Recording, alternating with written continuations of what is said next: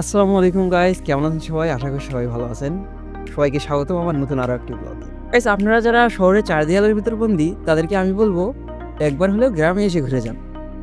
এখানকার মুক্ত বাতাস এবং সবুজ শ্যামল পরিবেশ আপনার মস্তিষ্ককে শিথিল করে দেবে।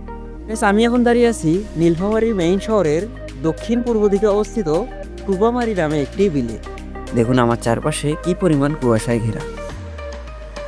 গাইস, এটি এখানকার সকালের ভিউ, যার ফলে এখানেও প্রচুর কুয়াশা। যেহেতু শীতকাল তাই কুয়াশা থাকাটা স্বাভাবিক। গাইস, এতক্ষণ তো দেখলেন এখানকার সকালের ভিউ, আর এটি হচ্ছে এখানকার বিকেলের ভিউ। গাইস, সকালের তুলনায় বিকেলবেলার ভিউটা অনেক সুন্দর। যেদিকে তাকাবেন শুধু সবুজ আর সবুজ।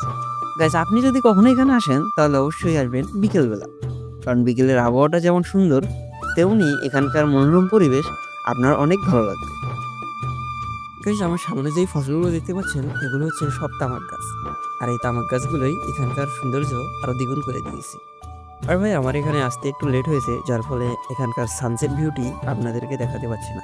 তো গাইস, আপনারা যখন এখানে আসবেন তখন অবশ্যই হাতে সময় নিয়ে আসবেন, তাহলে এখানকার প্রকৃত সৌন্দর্যটা নিজের চোখে উপভোগ করতে পারবেন।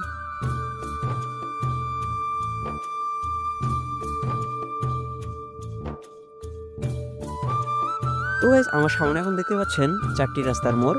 এখানে চারটি গ্রামকে একত্রিত করা হয়েছে, আর এই মোড়টি অবস্থিত বিলের একদম মাঝখানে।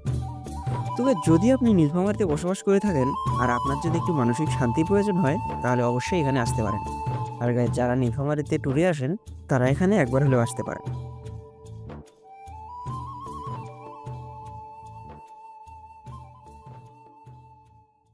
তো গাইস, আমি এতক্ষণ আপনাদেরকে দেখানোর চেষ্টা করলাম নীলফামারী মেইন শহর থেকে কিছুটা দক্ষিণে অবস্থিত টুবামারি এলাকার সুন্দর একটি বিল। তবে যদি এই বিলটি আপনাদেরকে ভালো লাগে তাহলে অবশ্যই এখানে আসবেন। আর যদি আপনি নীলফামারীতে কখনো আসেন তাহলে এই জায়গাটিতে একবার হলেও আসবেন। তো যদি ভিডিওটা ভালো লাগে ফটাফট like, comment, share and subscribe করবেন প্লিজ।